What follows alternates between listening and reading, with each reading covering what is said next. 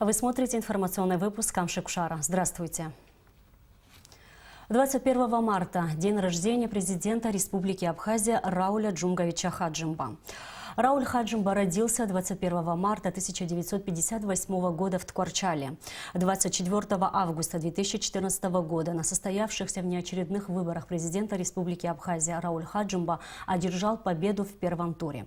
Официально вступил в должность президента Республики Абхазия 25 сентября 2014 года. Рауль Хаджимба – четвертый президент Республики Абхазия. Свой день рождения глава государства провел, как обычно, на рабочем месте. На имя главы государства весь день приходили поздравительные письма. С днем рождения Рауля Хаджимба поздравил президент России Владимир Путин. Примите искренние поздравления по случаю вашего дня рождения.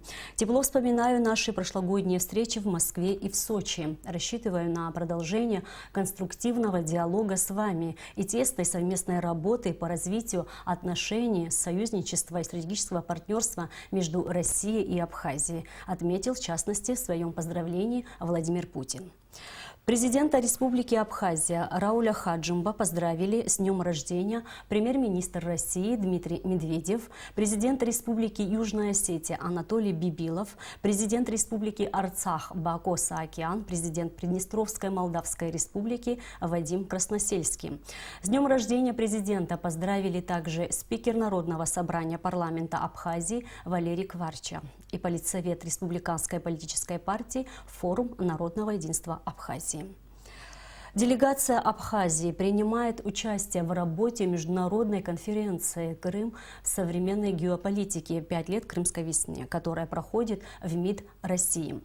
Приветственное слово президента Республики Абхазия Рауля Хаджимба к участникам конференции зачитал первый вице-премьер Даур Аршпа. Сегодня Республика Крым, находясь в составе России, успешно преодолевает экономические сложности, восстанавливает социальную инфраструктуру, развивает науку, культуру, туризм. В последние годы взаимоотношения Абхазии и Крыма выходят на качественно новый уровень. Новый импульс отношениям дает подписанное 15 апреля 2016 года в рамках Ялтинского международного экономического форума соглашение о торгово-экономическом, научно-техническом и гуманитарном сотрудничестве. Получают достойную поддержку инвестиционные проекты в рамках деятельности межправкомиссии. Идет интенсивный обмен производственным опытом между отдельными предприятиями Крыма и Абхазии. Уверен, что в ближайшие годы наши курорты будут надежно связаны с морским общением. Закладывается надежная основа для плодотворного сотрудничества писателей, художников и других деятелей культуры, отмечается в частности в приветственном слове президента. Со своей стороны, постпред Республики Крым при президенте России Георгий Мурадов передал Раулю Хаджимба приглашение на Ялтинский форум от главы Крыма. Совет национальной безопасности и обороны Украины ввел санкции против главы ЦИК Абхазии Тамаза Гогия, депутата парламента Республики Алмазхана Ардзинба и посла по особым поручениям МИД Абхазии Олега Аршба, которые были наблюдателями за выборами в Донбассе. В указе президента Украины Петра Порошенко отмечается, что ограничительные меры предусматривают блокировку активов, предотвращение вывода капиталов за пределы Украины. В санкционный список также попали граждане Южной Осетии, Австрии, Бельгии и других стран. Всего в списке 294 юридических и 848 физических лиц. Как рассказал в интервью абхазскому телевидению председатель ЦИК Республики Тамаз Гогия, для него такая реакция украинских властей была ожидаема. Для меня тоже было абсолютно предсказуемо то, что произойдет после нашей поездки на Донбасс, то есть Донецкую и Луганскую республику. Мы предполагали, что такого рода санкции будут предприняты в отношении всей делегации, всех делегаций, которые будут посещать. Предполагали в силу того, что незадолго до поездки украинскими властями был принят закон, ужесточающий уголовную преследовательность в отношении лиц, незаконно, по их мнению, пересекающих украинско-российскую границу. Несмотря на то, что официальные представители украинской власти это Западной Украины, будем так говорить, во время боевых действий 1992 года, вы знаете, принимали активное участие против граждан Республики Абхазия, против Абхазии как таковой, вот вы знаете, но что касается Восточной Украины, то вы знаете, у нас героев Абхазии очень много, представителей Восточной Украины, это легендарный Виктор Строй, герой Абхазии, Владимир Ходаков, который непосредственно меня тяжело раненым выносил через минное поле, он живет в Луганской области. Поэтому не поехать я себе просто не мог позволить, это с одной стороны. С другой стороны, что касается как таковых санкций, ну знаете, у меня нет никаких там финансовых взаимоотношений, никакого бизнеса, никаких капиталов, которые бы меня каким-то образом могло бы ограничить мою поездку. Что касается выезда на Украину, да, мне бы хотелось, конечно, побывать на Украине, и в Киеве в том числе, но если ограничивать, ничего страшного. Я не так часто выезжаю, не так часто езжу, значит, путешествую, поэтому ничего страшного, переживем и это событие тоже. Вот что касается непосредственно санкций. Что касается официальных заявлений, с одной стороны, конечно же, было приятно, что Республику Абхазия лишний раз упоминают в официальных документах. Да, пускай будет это связано непосредственно с моим именем, которое ограничивает меня в определенном перемещении, но и тем не менее, что о нас заявляют лишний раз, это все равно, я считаю, полезно для нас. Сухумская городская администрация подвела итоги работы за 2018 года на собрании актива города. С отчетами выступили руководители всех управлений столицы. Алика Трапш расскажет подробности. Бюджет столицы в 2018 году выполнен на 92%. С итогами финансово-хозяйственной деятельности предприятий и организаций столицы выступил заместитель главы администрации Леон Кварча. Фактически по городу зарегистрировано 1028 предприятий и организаций, но функционирует около 497, в основном в сферах торговли и услуг. В виде налоговых платежей в бюджет поступило 1 миллиард 80 миллионов рублей, что на 1,1% меньше, чем в 2017 году. Плановые показатели по прибыли выполнены в таких отраслях, как промышленность, платные услуги населению и торговля. Хуже всего с индикативными показателями справился научно-производственный сектор. Для горожан особенно заметна работа коммунального управления администрации Сухума. 6 унитарных муниципальных предприятий включают в себя коммунальное хозяйство столицы. О работе каждого из них рассказал руководитель управления Дмитрий Ахуба. В дневном режиме выполняются текущие ремонтные работы по содержанию и эксплуатации объектов, обеспечивающих подачу воды в город. На главных водоводах города Сухум устранено более 545 утечек водопровода, устранено 1450 засоров. Также выполнен капитальный ремонт канализационного трубопровода, проходящего через реку Гумыста диаметром 800 мм. Протяженностью 68 погонных метров с установлением опоры под трубопровод. Среди крупных проектов, осуществленных коммунальными службами столицы, ремонтно-восстановительные работы по улице Картозия в Новом районе. На протяжении многих лет, даже после небольшого дождя, улица Картозия становилась непроходимой из-за многочисленных ям, луж и грязи. А рядом школа и район густонаселенный. По решению главы столичной администрации Адгура Харази из городского бюджета были выделены средства на ремонтные работы по этой улице. Были проведены работы по полной замене ливневого коллектора. Проложено 800 метров труб. Установлено 39 колодцев с решетками для приема воды во время дождей.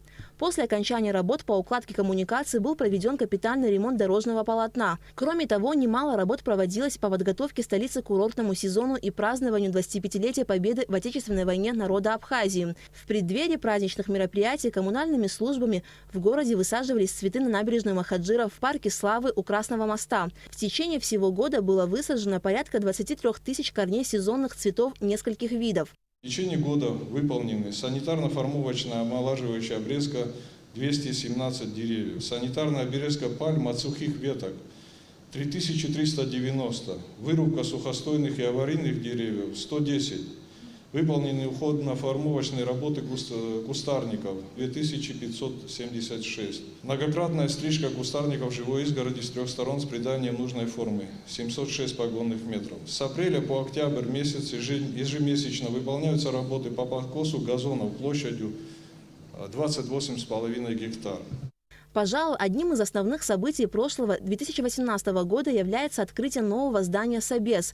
В новом здании установлена система электронного учета, что позволит людям дожидаться своей очереди в комфортных условиях. Все строительные работы были проведены предприятием «Горстрой». Еще одним значимым проектом для столицы стал капитальный ремонт башни Сухумских часов, который не проводился со дня их установки. Помимо этого был отреставрирован один из главных символов города, а также и самая узнаваемая архитектурная достопримечательность Абхазии – Сухумская колоннада, на которой вновь были установлены электронные часы. Еще один не менее важный проект прошлого года – очистительные и берегоукрепительные работы на реке Басла. После очистки реки от камней, ила и мусора эта проблема частично решилась. Помимо этого, на одном из излюбленных мест горожан, Сухумской горе, была расчищена территория и реконструирован фонтан. Для этого пришлось восстановить коммуникации протяженностью 550 метров, установить насос, чтобы качать воду и пусковое оборудование. Руководители управления образования и культуры также подвели итоги работы за прошедший год. Присутствовавший на собрании актива, председатель Сухумского городского собрания Константин Пилья выразил благодарность главе администрации Адгуру Харазия и руководителям управления за слаженную и качественную работу. За весь отчетный период мы очень плотно контактируем со всеми руководителями управления и муниципальных предприятий. Ежедневно практически нам поступают письма жителей, заявления, обращения. В основном это вопросы касаются жилищно-коммунального хозяйства, вопросы образования в сфере определения детишек в детские сады и много-много вопросов. Те, что не касается, за какими заявлениями не требуется финансовых средств, стараемся решать сами и напрямую с управлением. Все, что касается финансирования, конечно же, идем к главе, с главой администрации и практически ни в чем еще не получили отказа, если действительно нет на то средства. Глава администрации, хочу вот здесь публично сказать и благодарить вас, Адгур Афетович, у вас есть одно прекрасное качество, и не одно, наверное, то, что вы говорите устно, любая устная вами договоренность, наверное, выше иногда, чем какой-то юридический документ. Спасибо вам за такое сотрудничество. Несмотря на экономически сложный год, все управления справились с поставленными задачами, отметил, завершая собрание, глава администрации столицы Адгур Харазия.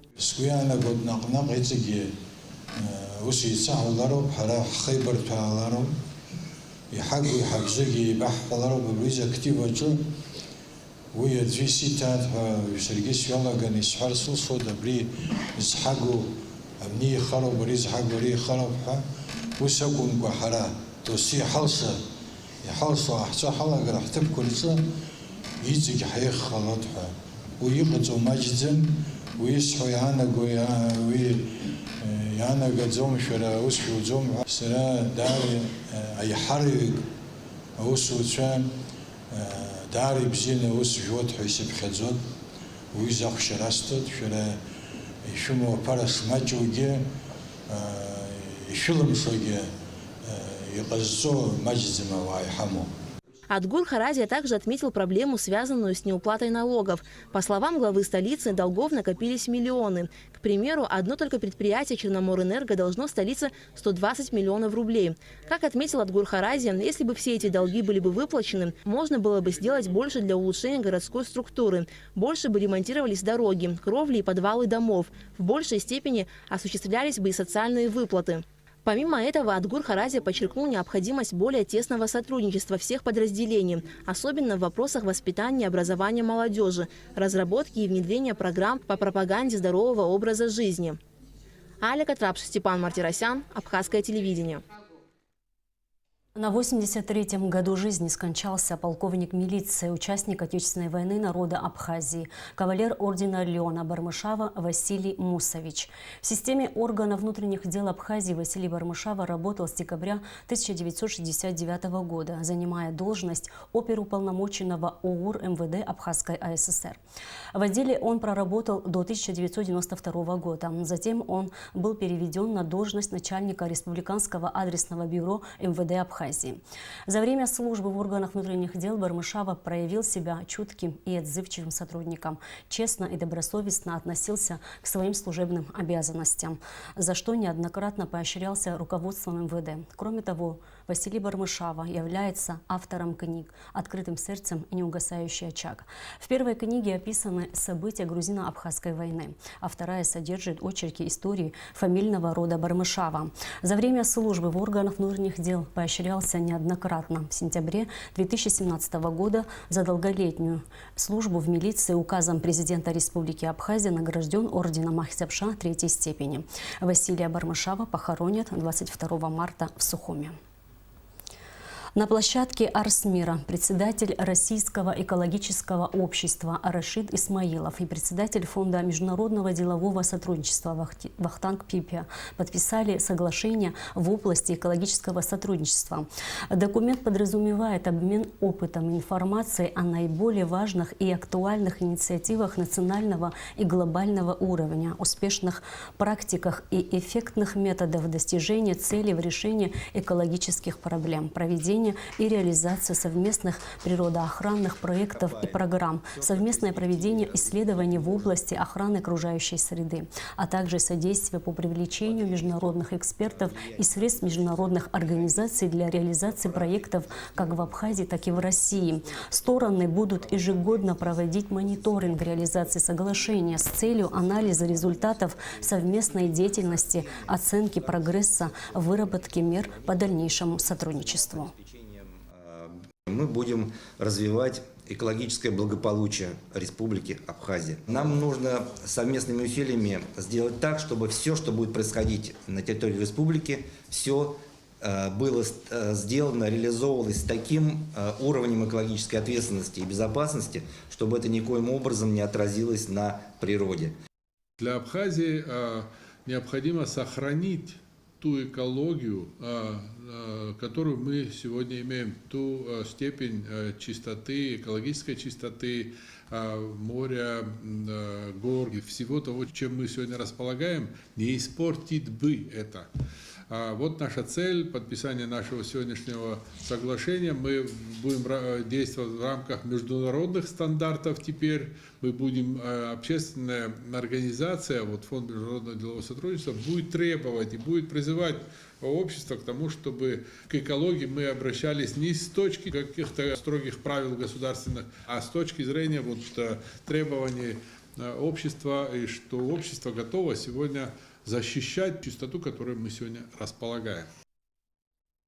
Уважаемые телезрители, прямой эфир Айзера отменяется по техническим причинам. Приносим свои извинения. А сейчас о погоде. По сообщению Гидрометцентра, в Абхазии ожидается облачная с прояснениями погода, временами дождь, возможен туман. Температура воздуха ночью +1, +6, днем +7, +12. Температура морской воды +9.